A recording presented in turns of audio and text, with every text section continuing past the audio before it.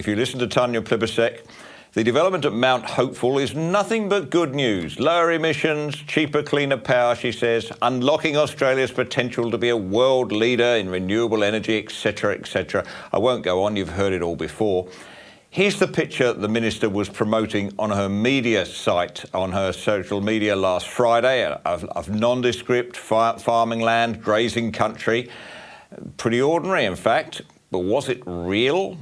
This is what Mount Hopeful really looks like.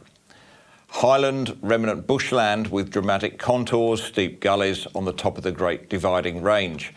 These images were taken from helicopter last Friday by Steve Nowakowski. Steve's also a professional cartographer, by the way, and he checks his coordinates carefully, so we can be confident that this is the country that will go beneath the bulldozers to construct 63 giant wind turbines, 260 metres high with 90-metre blades.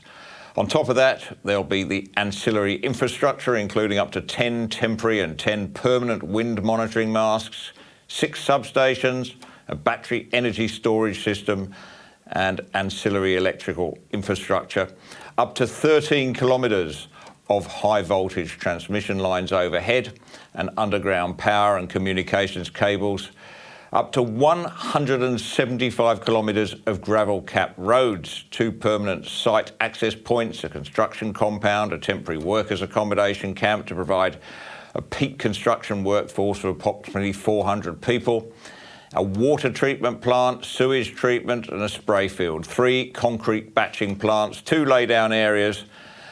None of that, of course, is on the Minister's press release, nor is there any hints whatsoever that building this monstrosity will disturb local wildlife. And yet, like almost all the land along the top of the Great Dividing Range, from Maryborough to the Cape, this is remnant bushland, costly and difficult to farm, which remains a haven for vulnerable native species.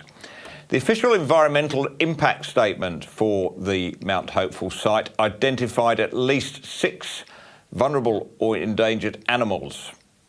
There's the endangered northern quoll, the vulnerable southern squatter pigeon, the vulnerable white-throated needletail, the greater glider, the vulnerable southeastern yellow-bellied glider, the rufous fantail, the spectacled monarch, and of course the koala. According to the Environmental Survey, there are more than 1,000 hectares of koala habitat on the Mount Hopeful site.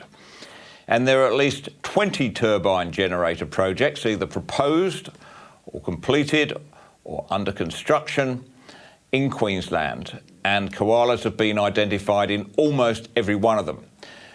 We're told we are taking about 9,300 hectares of koala habitat that's already been lost from wind turbine development or wind turbine proposals. That's the equivalent of an area roughly 3 times that of the Sydney CBD.